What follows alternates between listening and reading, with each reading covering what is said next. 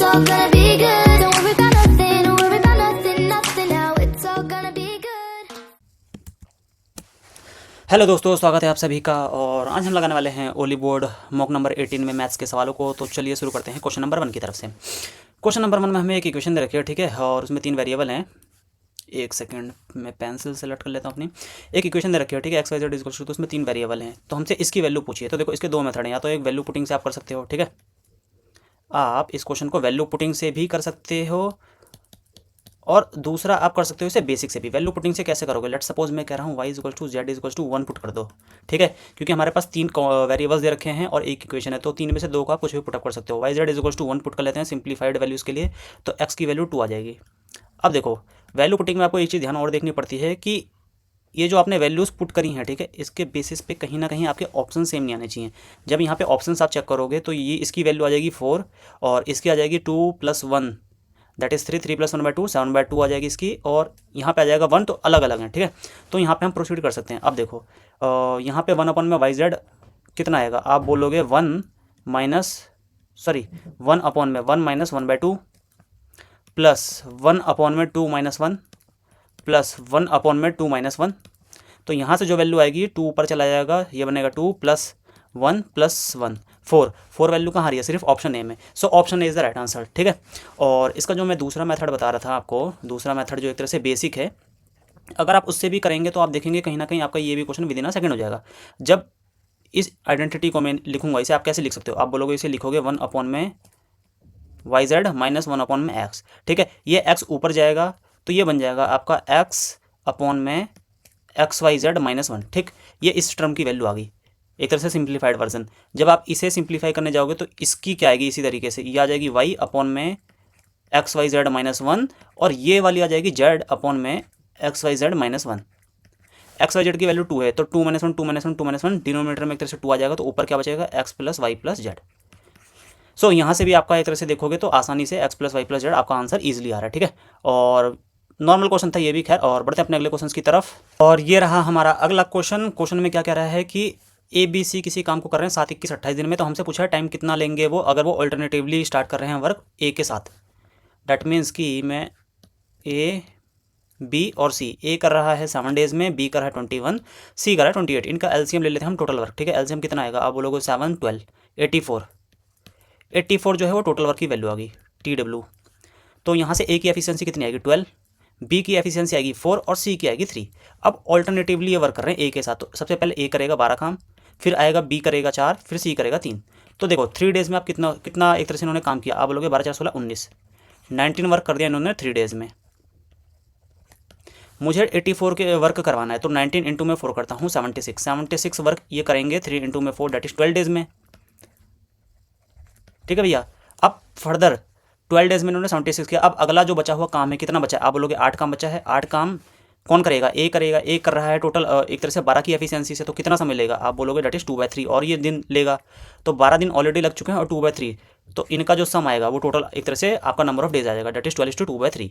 Option B is the right answer. ये भी एक तरह से नॉर्मल क्वेश्चन था। बढ़ते हैं अपने अगले क्वेश्चन की तरफ। 2 बैट्समैन है, ठीक है, ए और बी। उन्होंने 78 और 63 रन बनाए अपने 10th इनिंग्स में, और एवरेज स्कोर जो है ए और बी का 9 इनिंग में वो सेम है। दैट मीन्स कि इनका जो सम है वो एक तरह से सेम है, ठीक है। और बोला है बी का एवरेज स्कोर 10वीं इनिंग के बाद 18 है, तो एवरेज स्कोर क्या होगा ए का 10th इनिंग के बाद?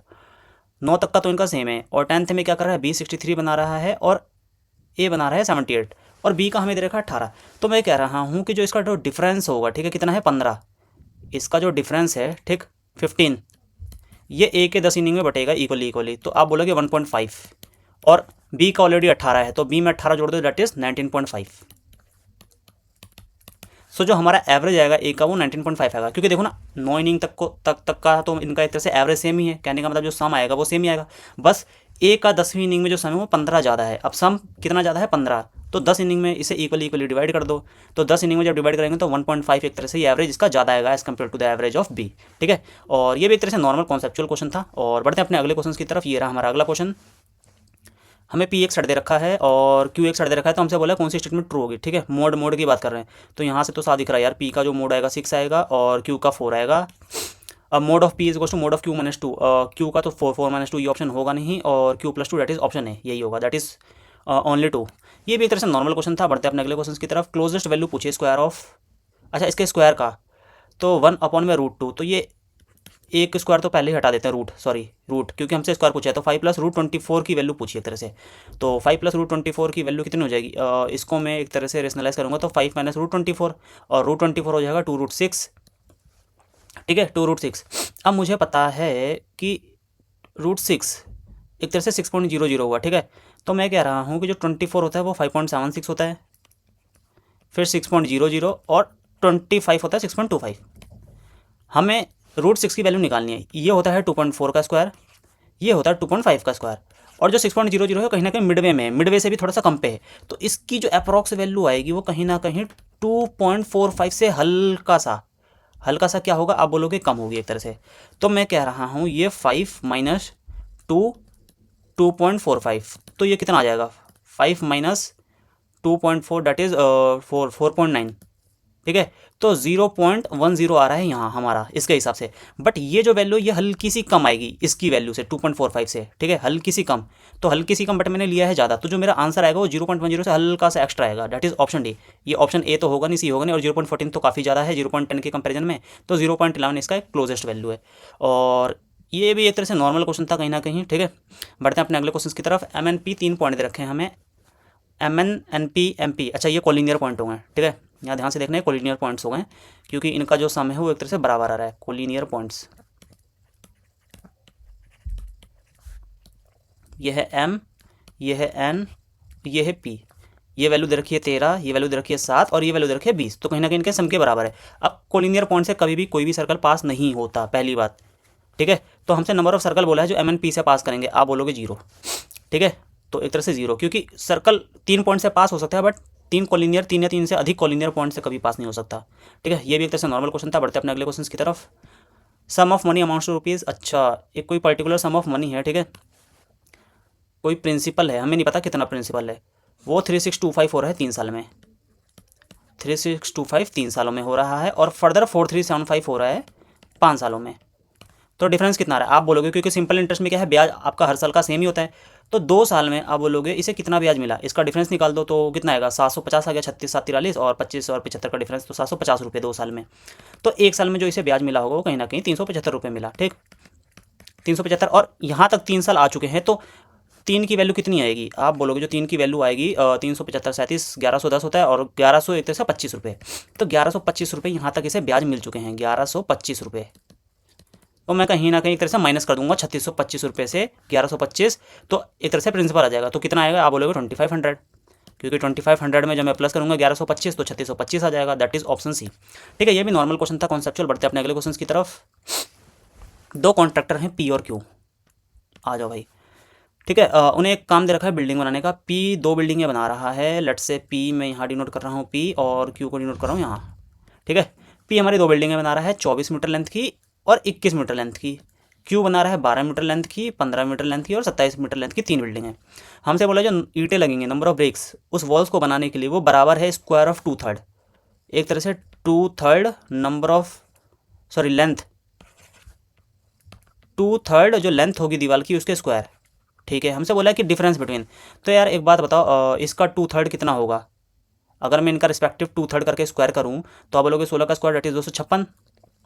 ब्रिक्स जो लगेंगी इस केस में 256 लगेगी, और इसका 2/3 कितना होगा? 14 196, 14 का 196 होता है ना 2/3। हाँ ठीक है 2/3, तो यहाँ से आप बोलोगे 6 6 12 और 9 5 14 15 5 452 ब्रिक्स यहाँ पे लग रही है। ठीक, अब इसका जब निकालेंगे तो आप बोलोगे 2/3 8 8 64, इसका हो गया 2/3 10 दैट इज 100, और इसका 2/3 18 324। तो ये आ जाएगा आपका एक तरह से 300 400 464 488 488 ईटें यहाँ लग रही है, 452 यहाँ। इनका डिफरेंस पूछा है, इनका डिफरेंस कितना आएगा आपको दिख रहा है, that is 36। So option C, sorry option B is the right answer. ठीक है यार, इस क्वेश्चन को दूसरा कोई मेथड नहीं लगा सकते हैं? अगर हम इनके ब्रिक्स का सम ले लेते हैं, क्योंकि 45 हो गया ना, फिर 45 का 2/3, ये टोटल नंबर ऑफ ब्रिक्स आ गई 45, 45 का 2/3 दैट इज 45 का 2/3 30, 900, उस हिसाब से तो 900 ईंटें हुई। नहीं नहीं नहीं नहीं, यही है। ठीक है, बढ़ते हैं अपने अगले क्वेश्चन की तरफ, और ये रहा हमारा अगला क्वेश्चन। राहुल ने एक कार और एक बाइक बेची है 6300 रुपीज़ ईच में। ठीक है, एक तरह से एसपी सेम कर दिया, सेलिंग प्राइस, इस क्वेश्चन में सेलिंग प्राइस सेम कर दिया। कार को बेचा है 20% प्रॉफिट पे, बाइक को बेचा है 25% लॉस पे। तो एक बात बताओ, मैं कह रहा हूँ लेट अस सपोज प्रॉफिट हो रहा है 5 से 6, लॉस हो रहा है 4 से 3, बट हमें क्वेश्चन में एसपी सेम दे रखा है, तो इसके एसपी सेम बनाने के लिए दूसरी इक्वेशन को 2 से मल्टीप्लाई करना पड़ेगा। तो आप बोलोगे जो मेरे पास आएगा 5 से 6 और ये आ जाएगा 8 से 6।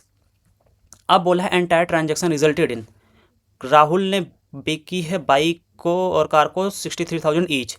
तो मुझे एक बात बताओ, टोटल मेरी सीपी कितनी आ गई? आप बोलोगे 13, टोटल एसपी आ गई 12, ठीक है। अब 63,000 ईच में बेची है, दैट मीन्स कि 6 की जो वैल्यू है वो आप बोलोगे 63,000 है। अब हमसे क्वेश्चन में क्या निकालना है, इनका बोला एंड मतलब ट्रांजेक्शन में हमें क्या हो रहा है, फायदा लॉस। तो 1 यूनिट का हमें एक तरह से लॉस हो रहा है, 1 यूनिट एक तरह से लॉस हो रहा है। और 6 की वैल्यू 63 है, तो 1 की वैल्यू कितनी आएगी, 63 को डिवाइड कर दो, दैट इज कितना, 2100 को 10500 का लॉस होगा। दैट इज प्रॉफिट वाले तो हट जाएंगे, लॉस वाला 10500, दैट इज ऑप्शन है, ठीक है। ये भी एक तरह से नॉर्मल क्वेश्चन था। बढ़ते हैं अपने अगले क्वेश्चन की तरफ। 2 जा रहे हैं, ठीक है। ये क्वेश्चन अच्छा है खैर, क्योंकि ये एक तरह से बेस थ्योरम के कंडीशंस के ऊपर है, इसमें बेस एक तरह से थ्योरम लगेगी, प्रोबेबिलिटी की one of the best theorem on total probability, condition of total probability वाली है कॉन्सेप्ट इसमें, ठीक है। इसमें बोला 2 जा रहे हैं हमारे पास, लेट से जार ए है, इसमें आपके पास क्या है, 3 रेड और 1 ब्लू बीड है, बीड एक तरह से मोती होती है, ठीक है, BED। और दूसरा जार है जार बी, जिसे हम क्या देते हैं, इसे जार ए रिप्रेजेंट कर दो, इसे जार बी, ठीक है। उसमें क्या है, आप बोलोगे 1 रेड है और इसमें 3 ब्लू है। एक जार को हम रैंडमली चूज़ कर रहे हैं इक्वल चांस के साथ, इक्वल चांस के साथ का मतलब हो गया एक तरह से इनको चूज़ करने की जो प्रोबेबिलिटी होगी वो 1/2 होगी, ठीक है। और हमने एक जार को चूज़ किया और एक बीड को ड्रॉ किया और रेड वो निकलता है, ठीक, वो बीड हमें रेड निकलती है, एक तरह से एक कंडीशन दे दी। तो हमसे बोला है प्रोबेबिलिटी बताओ कि वो जो बीड है वो जार ए से आई है। तो देखो यहाँ पे आपको ना 2-3 इवेंट डिफाइन करने पड़ेंगे। मैं लेट से कह रहा हूँ जो PA है, प्रोबेबिलिटी ऑफ इवेंट PA, वो क्या है कि जार को सेलेक्ट करने की, आप बोलोगे 1/2 आएगी। सिमिलरली जार बी को सेलेक्ट करने की जो प्रोबेबिलिटी आएगी वो 1/2 आएगी, ठीक है, क्योंकि इक्वल चांस बोल रखा है। अब मैं कह रहा हूँ probability of selecting red Beed, PR/A क्या होगा, R/A का मतलब हुआ कि रेड बीड को सेलेक्ट करना फ्रॉम जार A, तो दैट मीन्स क्या आ जाएगा 3/4। और सिमिलरली PR/B कितना आएगा, probability of selecting a red bead from jar B, तो आप बोलोगे यहाँ से 1/4 आएगा। हमसे क्वेश्चन में क्या बोला, what is the probability that bead came from jar A, हमसे बेस थ्योरम के अकॉर्डिंग पूछा है PA/R, that is find the probability that the bead came from jar A given that it is red colour, ठीक है। इसको ऐसे पढ़ते हैं, ये PA/R को पढ़ते हैं कि probability of selecting jar A given that it is a red Beed. तो इसका देखो क्या होगा, इसका होता है PR/A dot PA probability of selecting jar A divided by total probability क्या बन जाएगी, आप बोलोगे PR/A dot PA plus PR/B dot PB, ठीक है। ये मैंने आपको समझाने के लिए क्या है, खैर मैं डायरेक्टली भी कर सकता था। यहाँ से जब आप करोगे वैल्यू पुट करोगे तो क्या आएगा, देखो R/A की वैल्यू क्या आएगी 3/4 इंटू में 1/2 डिवाइडेड बाय 3/4 इंटू में 1/2 प्लस 1/4 इंटू में 1/2, 1/2 कॉमन कट के हट जाएगा और ये बचेगा ऊपर 3/4 और नीचे एक तरह से 3/4 प्लस 1/4 1 ही आ जाएगा। तो जो प्रोबेबिलिटी होगी 3/4 आएगी, 3/4 दैट इज 75%, ठीक है। इसे आप डायरेक्टली यहाँ तक भी कर सकते थे समझ के, ये सारी चीज़ें मैंने आपको एक्सप्लेन करी है बताने के लिए कि कैसे क्या है क्या नहीं, ठीक है। और ये एक तरह से अच्छा क्वेश्चन है बेस थ्योरम के कॉन्सेप्ट के बेसिस पे, ये कहीं ना कहीं एक तरह से ट्रिक होते हैं बट आसान होते हैं, ठीक है। और अच्छा क्वेश्चन था खैर ये। और बढ़ते अपने अगले क्वेश्चन की तरफ। ये रहा हमारा अगला question, which of the following number is divisible by 72, ठीक है। 72 की डिविजिबिलिटी के लिए क्या करना पड़ेगा आपको, 9 और 8 की डिविजिबिलिटी एक तरह से चेक करनी पड़ेगी उस नंबर में, ठीक है। 8 की डिविजिबिलिटी क्या होता है, लास्ट 3 डिजिट नंबर डिविजिबल होना चाहिए, लास्ट जो 3 डिजिट हैं वो एक तरह से डिविजिबल होना चाहिए। तो एक तरह से 599 होता नहीं है और 720 758 भी नहीं होगा, 768 होगा और 096 होगा, ठीक है। अब 9 की डिविजिबिलिटी लगा लेते हैं, 8 की तो हम लगा चुके हैं। 9 में देखा जाएगा तो ये कितना आ रहा है, 6 6 12 4 16 18 9, ये डिविजिबल है ऑप्शन सी। और ये कितना 4 3 8 9 और ये हो गया 7 या 21, ये नहीं है। So option C is the right answer, ठीक है। बढ़ते हैं अपने अगले क्वेश्चन की तरफ। ये रहा हमारा अगला question, Manish was to get 30% hike in his pay but the computer operator wrongly type the figure as 50%। Question कह रहा है कि मनीष को अपनी सैलरी में 30% का हाइक मिलना था। लेट अस सपोज अगर इनिशियल सैलरी उसकी 100 रुपीज़ है, ठीक, तो उसे 130 रुपये एक तरह से मिलने चाहिए थे, बट कंप्यूटर ऑपरेटर ने क्या गलती करी, उसने उसकी सैलरी गलत एक तरह से टाइप कर दी, तो अब 150 उसने टाइप कर दी, ही रिसीव दिस रिवाइज सैलरी, और उसकी वजह से उसे 150 रुपये हर महीने मिलने लगे उसके सैलरी के कंपैरिजन, एक तरह से सैलरी के तौर पर, ठीक है, अगले 3 महीने के लिए मिला, दैट मीन्स 150 उसे 3 महीनों के लिए मिला, ठीक है। और कब तक मिला, जब तक वो ऑर्गेनाइजेशन को रियलाइज हुई उसकी गलती। फिर बोला कि what percent of his correct new salary will get in the 4th month, कह रहे कि चौथे महीने में उसे अपनी करेक्ट सैलरी उसकी ये होनी चाहिए थी, तो कितना परसेंटेज उसे मिलना चाहिए अपनी करेक्ट सैलरी का, परसेंटेज इसके ऊपर पूछा था 130 इंटू में 100,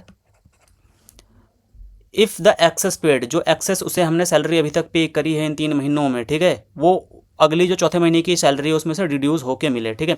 तो आप देखो यहाँ पे इसे टोटल कितनी मिल रही है, आप बोलोगे 20 का डिफरेंस है, तो टोटल एक तरह से 60 रुपये उसे एक्स्ट्रा मिले हैं इन तीनों में महीनों में मिला के, क्योंकि इसका जो डिफरेंस आ रहा है हर महीने उसे 20 यूनिट, रुपये नहीं सॉरी, इसे एक तरह से यूनिट मान लो, ठीक है, 20 यूनिट उसे एक तरह से एक्स्ट्रा मिले, तो टोटल 3 महीनों में 60 यूनिट एक्स्ट्रा मिले हैं। अब जब चौथा महीना आएगा तो रियलिटी में उसे 130 देना चाहिए था, ठीक है, कंपनी के हिसाब से, बट वो 60 ऑलरेडी दे चुके हैं, तो अब कितना देंगे, 70 और देंगे। तो यहाँ से जब आप इसे सॉल्व करोगे तो ये कितना आएगा, आप बोलोगे 700 को 3 से 13 5 या 65, फिर 50 और 53 पॉइंट समथिंग दैट इज 54 वाला ऑप्शन होगा, दैट इज ऑप्शन डी, ठीक है। और ये भी एक तरह से अच्छा क्वेश्चन था, खैर इसमें कॉन्सेप्ट था। बढ़ते हैं अपने अगले क्वेश्चन की तरफ। ये रहा हमारा अगला question, following figure side of T U of triangle, ठीक है, प्रोड्यूस है, और हमसे पूछा है एंगल एस, अच्छा एंगल एस दे रखा है 88, ठीक है, हमसे ये दे रखा है 88, तो x प्लस वाई की वैल्यू पूछी है। तो यार एक बात बताओ, जो एंगल x होगा, ठीक है, मैं कह रहा हूँ, मेरे को तो दिख रहा है 180 प्लस 80 दैट इज 268 आंसर आएगा, मैं कह रहा हूँ जो एंगल x है वो कितना होगा, आप बोलोगे 88 प्लस ये वाला एंगल होगा, एंगल 1 रिप्रेजेंट कर रहा हूँ, और सिमिलरली जो एंगल y होगा वो होगा 88 प्लस एंगल 2, ठीक है। एक्सटीरियर एंगल का क्या बोलते हैं, ये कॉन्सेप्ट है ना कि जो एक्सटीरियर एंगल होता है वो बराबर होता है सम ऑफ 2 इंटीरियर अपोजिट एंगल, तो ये जो एक्स है एक्सटीरियर एंगल हो गया ट्रायंगल एस टी यू का, तो ये बराबर होगा इंटीरियर एंगल के अपोजिट के सम का, ठीक है, 88 प्लस 1, और ये हो गया एक तरह से 88 प्लस 2।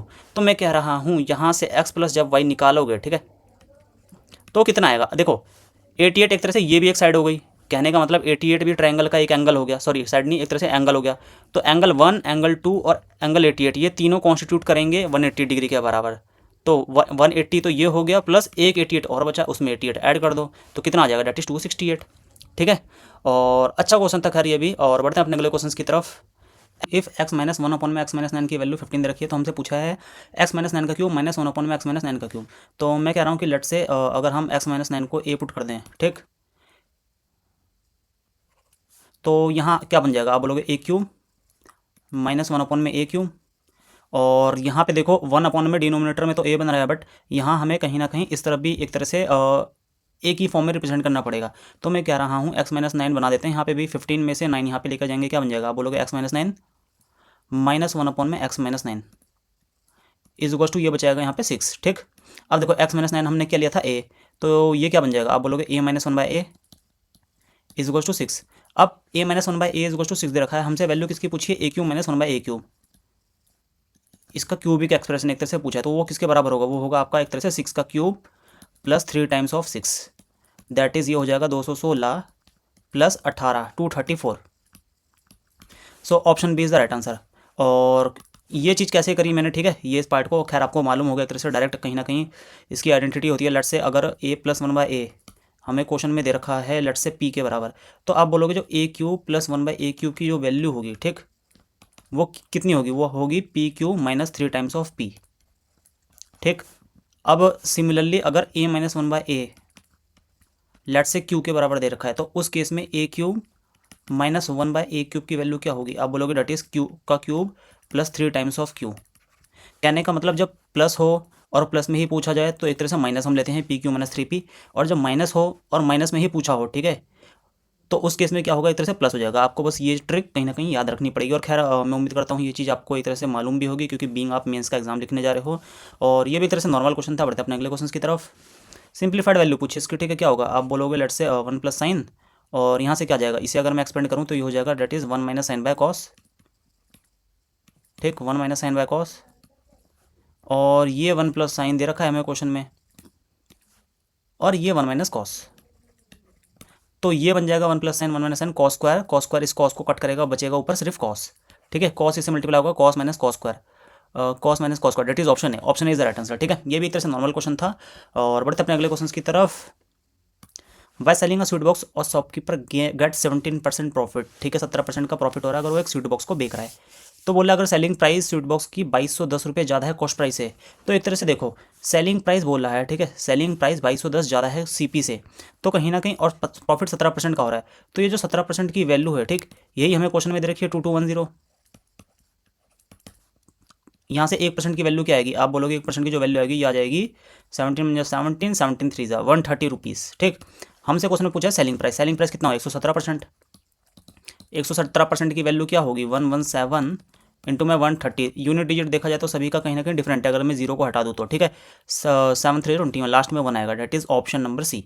सिर्फ सी इकलौता ऐसा ऑप्शन है जिसके लास्ट में यूनिट डिजिट एक तरह से 1 आ रहा है, ठीक है। So option C is the right answer. खैर अगर आप इसे पूरा करना चाहें तो कर भी सकते हैं। 13 7 91 9, 13 और 9 22, डेट इज कैरी 2, 13 2 15, 15,210 रुपये ऐसे भी आ रहा है, ठीक है। खैर बढ़ते हैं अपने अगले क्वेश्चन की तरफ। ये रहा हमारा अगला question, cost price of type A rice. एक minute, cost price of type A rice is P per K G and B type B rice का है P+15। मैं कह रहा हूँ दो टाइप की राइस है, टाइप ए और टाइप बी। इसकी जो प्राइसिंग है वो P है और इसकी जो है वो P+15 है। हमसे बोला है कि इन्हें मिक्स किया गया है 3:2 में, ठीक है। इसके 3 यूनिट्स लिए गए हैं, इसके 2 यूनिट्स, और फाइनल मिक्सचर को सोल्ड किया हमने 2P+30 पे, 2P - 30 पे। एक तरह से ये सेलिंग प्राइस हुआ। तो मैं कह रहा हूँ इसका एक तरह से हम नेट वो निकाल लेते हैं, एक तरह से नेट CP कितना आएगा। तो देखो 3 यूनिट पे यहाँ पे भी P अमाउंट है, ठीक, और 2 यूनिट पे यहाँ पे भी P अमाउंट है, बस 2 यूनिट पे क्या है 15 रुपये ज़्यादा है। तो एक तरह से डेविएशन के कॉन्सेप्ट से अगर मैं निकालूँ तो आप कितना आएगा, आप बोलोगे P तो यहाँ पे है, यहाँ पे भी P है, तो यह जाएगा P+15 2 ज़ा 30, और ये 5 यूनिट में डिवाइड होगा 3 + 2 डेट इज़ 5। तो यहाँ से जो आएगा आपका वो आएगा P+6 की जो वैल्यू है एक तरह से वो CP है आपका, और SP ये है। इन दोनों का जो डिफरेंस है वो ₹4 पर kg हमें क्वेश्चन में दे रखा है, अर्न्स ₹4 पर kg। तो SP - CP करोगे तो कितना आएगा 2P - P that is P - 36 is equal to 4। P की वैल्यू कितनी आ जाएगी, आप बोलोगे 40, और क्वेश्चन में हमसे यही पूछा था। So option B is the right answer. ये भी एक तरह से बेसिक क्वेश्चन था। बढ़ते अपने अगले क्वेश्चन की तरफ। रेडियस, दो सिलेंडर के रेडियस दे रखे हमें 2:1 में, ठीक है। हाइट दे रखी है 5:2, वॉल्यूम पूछा है, कुछ नहीं करना, 2:, ठीक है, 2:5, और ये हो जाएगा 1, ये रेडियस का 1, और यहाँ पे भी 1 और ये 2, क्योंकि जो वॉल्यूम का फॉर्मूला होता है वो क्या होगा, आप बोलोगे πr²h। रेडियस का पावर 2 होता है और हाइट का पावर 1 होता है, तो एक तरह से रेडियस 2 बार मल्टीप्लाई होगा 2 इंटू में 2 पहले वाले का। तो इसे कुछ नहीं करना, वॉल्यूम के लिए क्रॉस प्रोडक्ट यहाँ पे लेफ्ट का LHS और RHS में करते हैं, दैट इज़ इस 2 से ये 2 गया, दैट इज़ 10:7। कहने का मतलब जो रेशियो ऑफ देयर वॉल्यूम जो होगा वो 10:1 होगा, ठीक है, ऑप्शन बी। बढ़ते हैं अपने अगले क्वेश्चन की तरफ। ये रहा हमारा अगला question, ratio of girls to boys in a class, ठीक है, किसी क्लास में 2016 में जो गर्ल्स और बॉयज़ का रेशियो था, लेट से मैं डिनोट कर देता हूँ G से गर्ल्स और B से बॉयज़, ठीक, और 2016 की बात कर रहे हैं, ये 2016, इसमें जो था वो 20:9 था, ओके। और 2017 में कह रहा है, ठीक है, 11:9 था 2017 में, ठीक है, 2017 में आप बोलोगे 11:9 था। हमसे बोल रहा है find the total number of boys in class in 2016। Boys का बोला है 2016 में, if the ratio of total number of students in the class in 2016 to the total number of student in class in 2017 29:40। कहने का मतलब total number of students कितना आएगा, आप बोलोगे यहाँ पे 29 आ रहा है बॉयज़ और गर्ल्स का, और यहाँ आ रहा है 20। क्वेश्चन में हमसे बोला है ये 29:40 है, ये देखो 29:40। तो मुझे इसे 40 बनाने के लिए नीचे, ऊपर तो 29 आ रहा है, 40 बनाने के लिए नीचे वाले को एक तरह से 2 से मल्टीप्लाई करना पड़ेगा, इस वाली इक्वेशन को एक तरह से 2 से मल्टीप्लाई करना पड़ेगा। तो आप बोलोगे यहाँ पे जो नेट इफेक्टिव आएगा वो कितना आएगा, 11 2 22 और 9 2 18, ठीक है। और total number of girls in class in both the years is 84।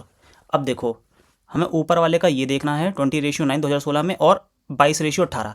Total number of girls बोला है 84 है, 2016 में कितनी थी, आप बोलोगे 20 यूनिट, और 17 में कितनी थी 22 यूनिट, इनका सम कितना है, आप बोलोगे डेट इज़ 44 यूनिट की वैल्यू मेरे को क्वेश्चन में 84 दे रखी है, सॉरी 42 20 + 22, तो एक यूनिट की जो वैल्यू आएगी वो कहीं ना कहीं 2 आएगी। अब आप यहाँ से कुछ भी निकाल सकते हो, 2 स्टूडेंट आ गई, 1 यूनिट की वैल्यू। हमसे बोला ratio of total number of students क्या find the total number of boys. 2016 में बॉयज़ की वैल्यू पूछी थी, तो बॉयज़ की कितनी हो जाएगी, एक तरह से 9 2 18, ये रहा ना, इसकी इंटू में 2 कर दो, that is 18। So option D is the right answer. ठीक है, और देखो आप ना चाहते तो इसे एक तरह से इनिशियली भी क्वेश्चन को ना कहीं ऑप्शंस को एलिमिनेट कर सकते थे। कैसे, क्योंकि हमें बॉयज़ पूछा 2016 में, तो हमें इतना मालूम है कि 9 का तो मल्टीपल होगा ही होगा, और 2 ही ऑप्शन थे, ऑप्शन ए और ऑप्शन डी। बाकी बी और सी तो 9 का मल्टीपल था नहीं, तो कहीं आप इसे एलिमिनेट कर सकते थे। ठीक है, बट उससे भी एक तरह से आपका पूरा आंसर आता नहीं, कहीं आपको एक तरह से सॉल्व करना ही पड़ता। ठीक है, ये एक तरह से अच्छा क्वेश्चन लगा खैर मेरे को। ठीक है, माइंड ट्विस्टिंग। और बढ़ते हैं अपने अगले क्वेश्चन की तरफ। ये रहा हमारा अगला क्वेश्चन।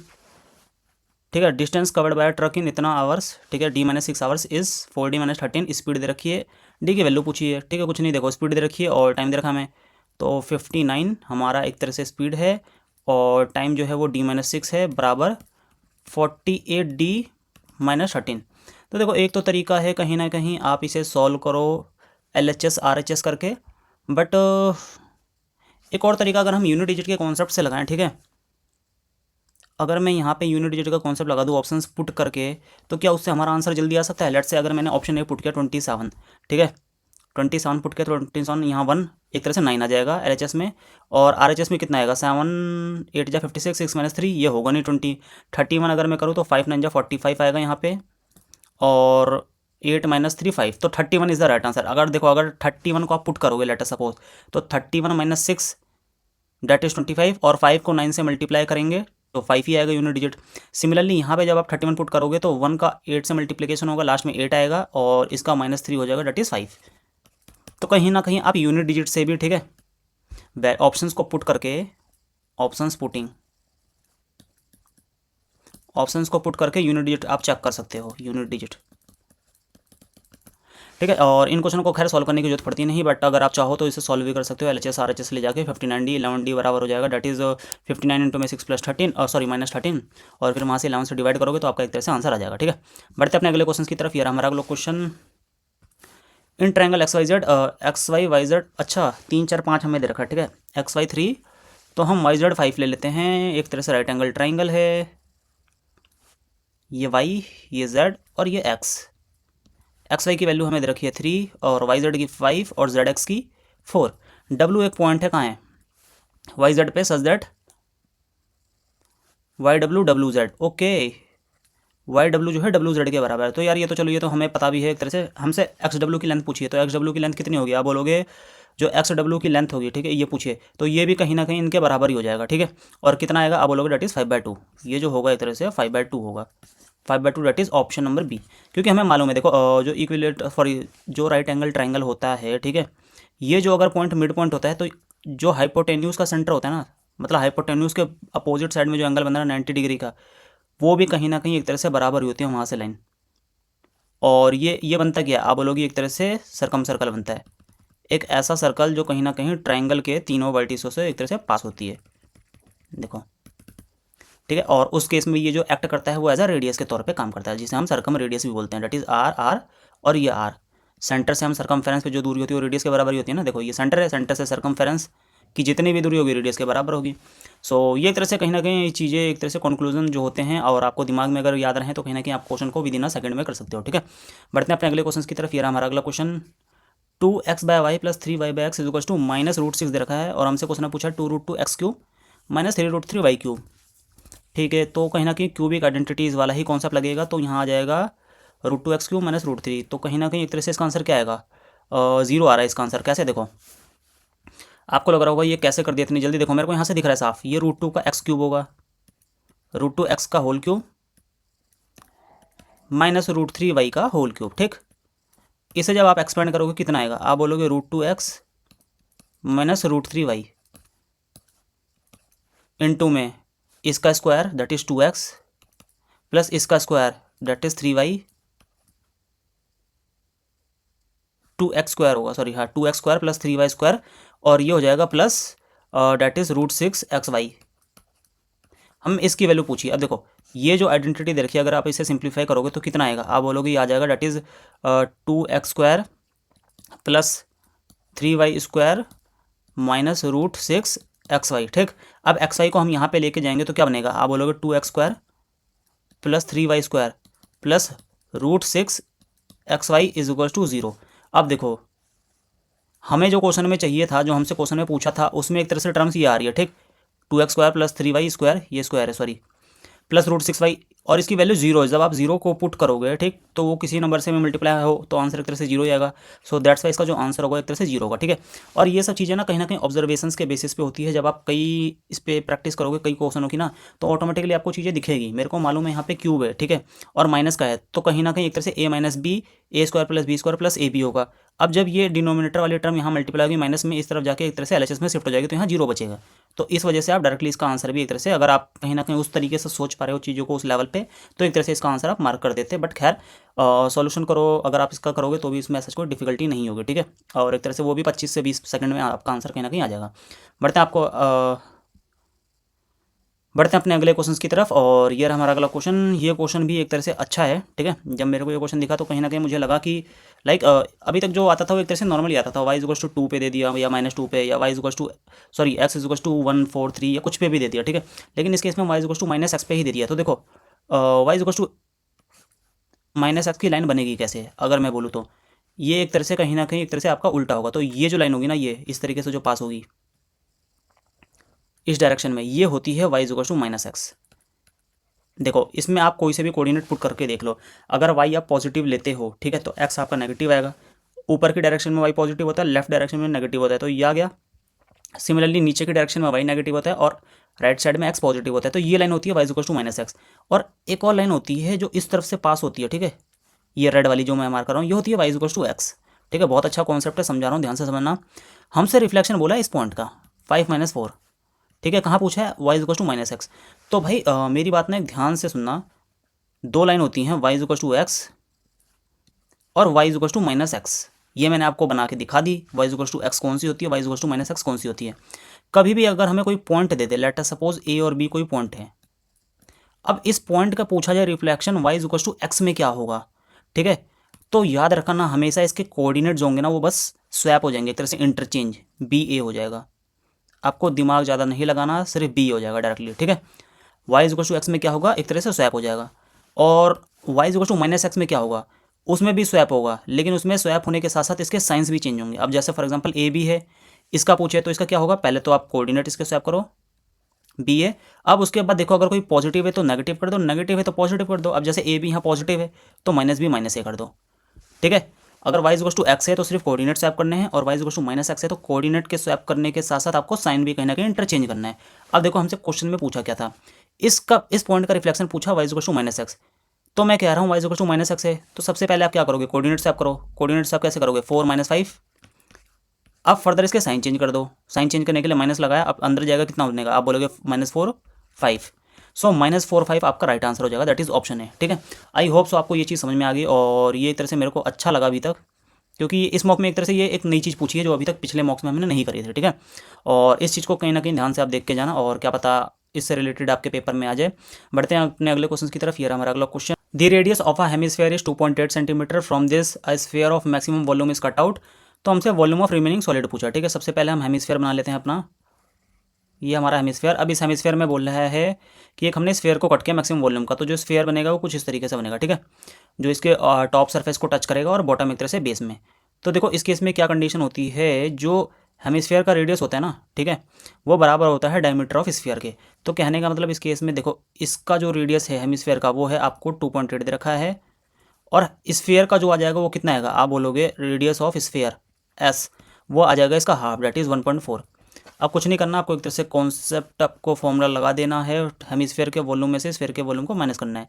तो 2/3 पाई r³ आर क्यूब कितना होगा, आप बोलोगे 2.8, हेमिस्फीयर का हो जाएगा 2.8 का क्यूब, और स्फीयर का हो जाएगा 4/3 पाई r³, यहाँ पर रेडियस है 1.4 का क्यूब, ठीक। अब देखो क्या करना है आपको, 2/3 कॉमन ले लो, पाई बाहर ले लो, इस डेसिमल को हटा के ना नीचे 1000 से मल्टीप्लाई कर दो, तो ये हो जाएगा 000। अब फर्दर क्या करना है आपको, 14 भी कॉमन ले लो। अगर मैं 14 कॉमन ले लूँ तो कितना आएगा, आप बोलोगे 14.14.14, और अंदर बचेगा डेट इज़ यहाँ पे 2 का क्यूब -2, तो एक तरह से 6 हो गया, ठीक है। 6 कट करेगा इसे कितने टाइम्स में, 2 टाइम्स में। 7 कट करेगा यहाँ पे एक तरह से 2 टाइम्स में, तो यहाँ पे कितना होगा, 14 दूना 28 22, 28 22 होता है 616।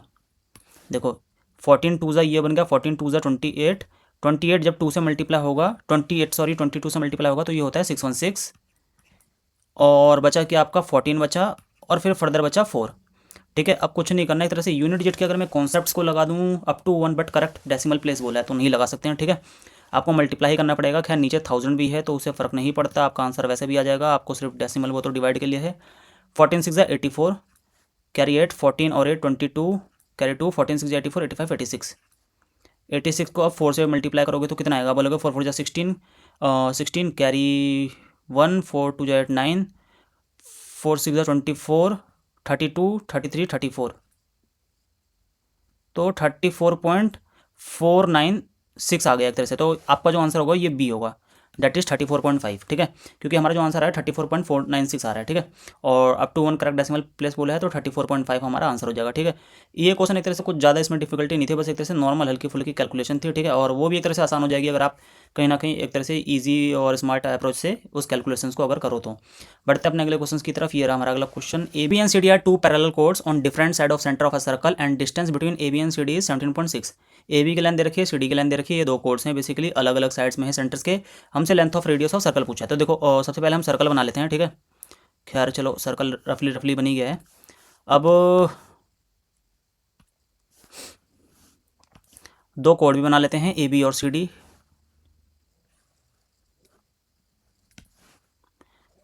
ए बी सी डी, और सेंटर से जो डिस्टेंस दे रखा है इनके बीच का वो कहीं ना कहीं दे रखा है एक तरह से 17.6 सेंटीमीटर। ठीक है, सेंटर को मैं ओ से डिनोट कर रहा हूँ, इसे मैं कह रहा हूँ ये ई पॉइंट है, ये एफ पॉइंट है।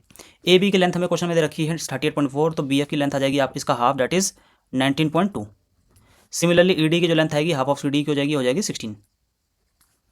अब इस पॉइंट को डी को ओ से मिलाओगे ये बनेगी रेडियस, ओ को बी से मिलाओगे ये भी बनेगी रेडियस। देखो इस क्वेश्चन को ना दो तरीके हैं करने के। पहला जो तरीका है, ठीक है, वो तो ये होता है कि बेसिकली आप इस पॉइंट को ना ए मान लो, ओ ई को, और जो बचा होगा वो 17.6 माइनस ए होगा।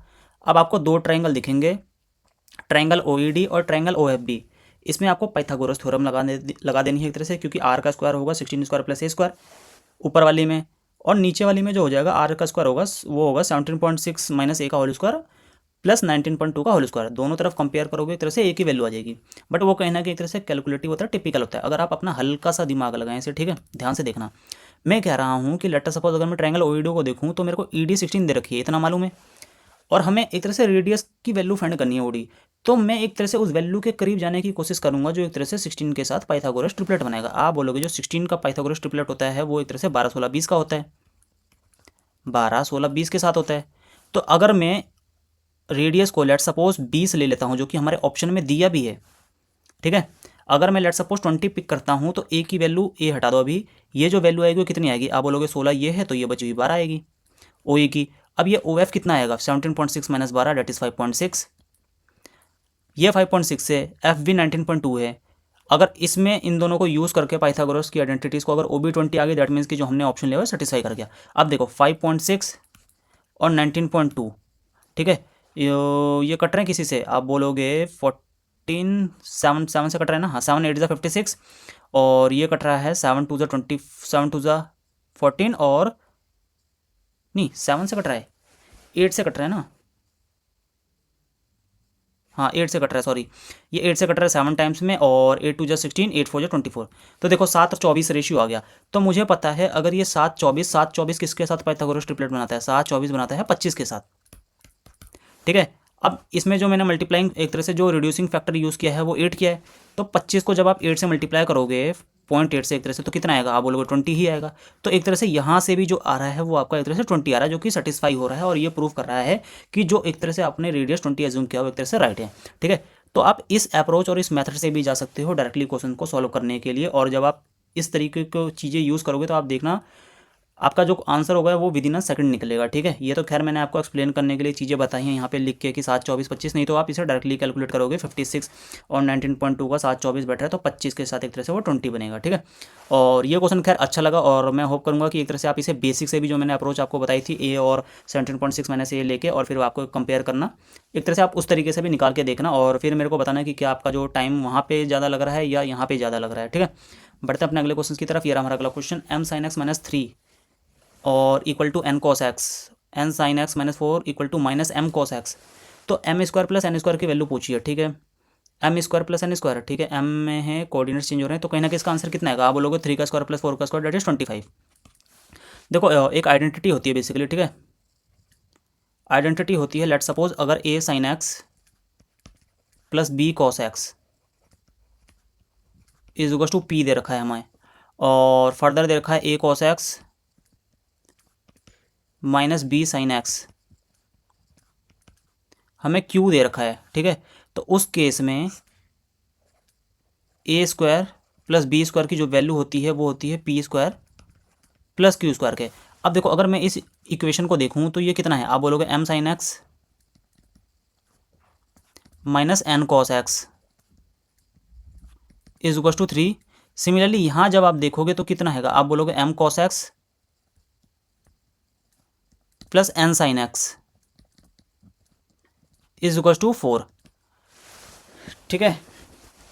ये ना यहाँ पे आइडेंटिटी में थोड़ा देख लेना, यहाँ पे प्लस माइनस अगर दे रखा हो और माइनस प्लस अगर पूछे, फॉर एग्जांपल एक तरफ दे रखा हो plus minus a sine x plus minus b cos x is equal to p, और a cos x minus b minus plus b sine x, कहने का मतलब अगर पहला प्लस दिया हो दूसरा माइनस, या पहला माइनस दूसरा प्लस, तो उस केस में ये होता है। अब देखो एक में दे रखा माइनस, दूसरे में दे रखा है प्लस, ठीक है, तो इस केस में क्या होगा, आप बोलोगे एम का स्क्वायर जो होगा प्लस एन का स्क्वायर जो होगा वो कहीं ना कहीं हो जाएगा 3 का स्क्वायर प्लस 4 का स्क्वायर, तो ये कितना होगा, आप बोलोगे 3 4, एक तरह से पाइथागोरस थ्योरम ट्रिपलेट बनेगी 25।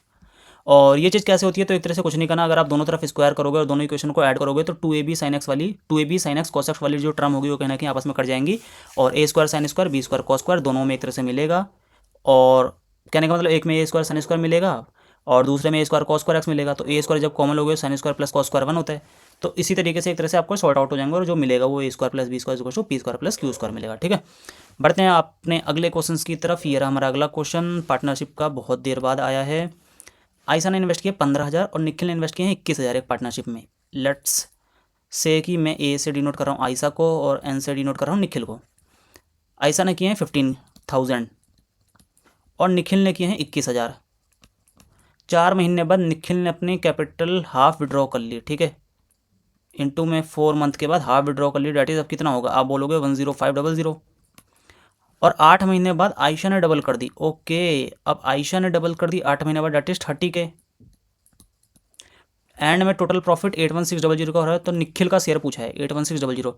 तो देखो 4 महीने इसने यहाँ यूज़ किया, अब इसके पास यहाँ कितना है 8 महीने, ये 8 महीने यहाँ यूज़ कर चुका, अब कितना है, आप बोलोगे 4 महीने।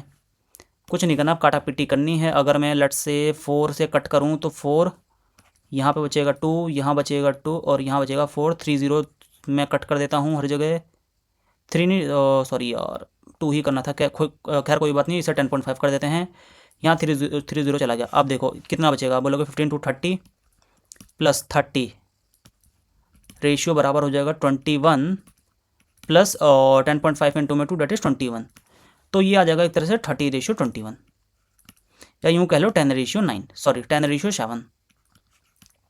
हमसे बोला है टोटल प्रॉफिट 81600 दे रखा है, 81600, इसकी वैल्यू कितनी है, आप बोलोगे 10 × 17। हमसे निखिल का शेयर पूछा है, निखिल को कितना मिलेगा, आप बोलोगे 7 यूनिट मिलेगा। एक तरह से हम 7 का मल्टीपल भी चेक कर सकते हैं। 7 का मल्टीपल आपको कहाँ दिख रहा है, किस में, 336 होता है, 336 तो होता है मुझे मालूम है, 348 नहीं हो सकता, ठीक है, ये तो कन्फर्म है, और 324 भी नहीं हो सकता, और 332 भी नहीं हो सकता। सिर्फ ऑप्शन सी ही एक ऐसा ऑप्शन है जो कि 7 का मल्टीपल है। बाकी अगर आप इसे सॉल्व करना चाहो तो सॉल्व करके भी दिखा देता हूँ। देखो 17 4 जा 68, 17 8 जा 136 होता है, 00 70 70 7 8 जा 56 कैरी 5 7 4 जा 28 डेट इज 28 और 5 33 33600। तो यहाँ से भी एक तरह से आपका आंसर आ रहा है।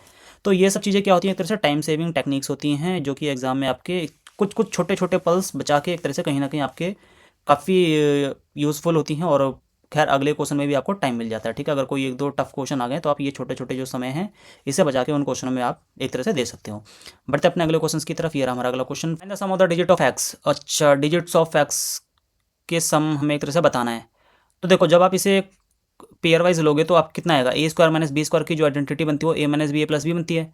ए माइनस बी तो सभी में 1 1 आएगा, तो एक तरह से ए प्लस बी बचेगा। तो यहाँ पे हो जाएगा 120 प्लस 119 प्लस 118 प्लस 117 और ये ऐसे ही चलता रहेगा plus plus plus plus plus, आखिरी में बचेगा 51। ठीक, अब एक्स क्या आएगा, आप बोलोगे n/2 a+l होता है, that is number of terms divided by 2, पहली टर्म और आखिरी टर्म तो 120 + 51।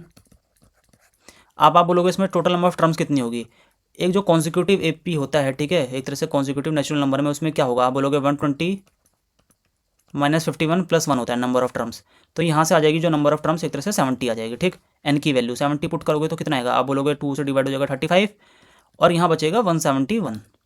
तो मैं लेट सपोज कह रहा हूँ 35 में सबसे पहले 7 और 5 को ब्रेक कर देते हैं, तो 5 से मल्टीप्लाई करते हैं, 17 × 5 = 85। अब 7 से मल्टीप्लाई करते हैं, 7 × 5 = 35, कैरी 3, 35 और 3 38, कैरी 3, 7 × 56, 57, 58, 59। तो जो हमारा आंसर आ रहा है वो 5985 आ रहा है, आंसर नहीं सॉरी, एक्स की जो वैल्यू आ रही है। हमसे इसका सम ऑफ डिजिट पूछा है, तो सम ऑफ डिजिट कितना होगा, 8 9 17 10 27, 27 जो है वो सम ऑफ डिजिट है इसका एक्स का, जो कि हमसे क्वेश्चन में यही पूछा गया था। So option D is the right answer. ठीक है, बढ़ते अपने अगले क्वेश्चन की तरफ। ये हमारा अगला क्वेश्चन, स्टैंडर्ड डेविएशन दे रखा है, वेरिएंस पूछा है। तो वेरिएंस क्या होता है, आप बोलोगे स्टैंडर्ड डेविएशन का होल स्क्वायर, भाई 4.2 का होल स्क्वायर हुआ ना, और 4.2 का कितना होगा, आप बोलोगे 50 से कम है 8, तो 42 में 8 माइनस करेंगे, दैट इज 34 का आधा, that is 17.64। So 17.64 is the right answer, option D. ठीक है, ये भी एक तरह से नॉर्मल क्वेश्चन था, फॉर्मुला बेस। और ये रहा हमारा अगला question, 70 man can do a work in 10 days by working 9 hours a day। तो हमसे पूछ रहा है कितने दिन में 30 आदमी डबल काम करेंगे 5 घंटे काम करते हुए। तो देखो 70 आदमी 10 दिन में 9 घंटे पर दिन काम करके किसी काम को करते हैं, लेट से 1 यूनिट काम करते हैं। तो हमसे पूछा है कितने दिन में, हाउ मेनी डेज, लेट से मैं डी से डिनोट करता हूँ, तो मैं कह रहा हूँ डी डेज में 30 आदमी 5 घंटा डेली काम करके दुगना यूनिट ऑफ वर्क करेंगे, क्योंकि हम वर्क को हमेशा नीचे डिनोमिनेटर में लिखते हैं। ठीक है, तो यहाँ से कुछ नहीं करना, अब आपको काटा पीटी करनी है। काटा पीटी से आपका क्या होगा, आप बोलोगे 3, ये जाएगा 3, ये जाएगा 10 टाइम्स में, और ये 10 इसको कट करेगा, फर्दर बचा है आपका कितना, 5 इसे कट करेगा 14 में, 14 3 जा 42 to 84, डेट इज़ जो डी की वैल्यू आएगी वो कहीं ना कहीं 84 आ जाएगी। तो 84 डेज में एक तरह से 30 आदमी 5 घंटे काम करते हुए दुगना अमाउंट ऑफ वर्क एक तरह से करेंगे। So option D is the right answer. हमारे आज के ओलिव का एक तरह से आखिरी क्वेश्चन था, और इस ओली में कहीं ना कहीं कुछ क्वेश्चंस थे अच्छे खासे, ठीक है, जिनमें कहीं ना कहीं आपका एक तरह से आउट ऑफ वे जाके आपको चीज़ों को सोचनी थी, एनालाइज करनी थी, और उसके बेसिस पे आप कहीं ना कहीं चीज़ों को, अब जैसे ये क्वेश्चन था, ये भी आपका बहुत अच्छा क्वेश्चन था, ठीक है, पहली बार आया था, और अभी तक एज ऑफ नाउ ओलिव के किसी भी मॉक में आया नहीं था, जो कि मैंने दोनों कंडीशन भी बता दी, y = x और y = -x पे। ठीक है, और आई होप सो आपकी प्रिपरेशन अच्छी चल रही होगी, और अब कुछ ही दिन बचे रह गए हैं। ठीक है, मिलते हैं आपको अपनी अगली वीडियो में, तब तक के लिए बाय बाय।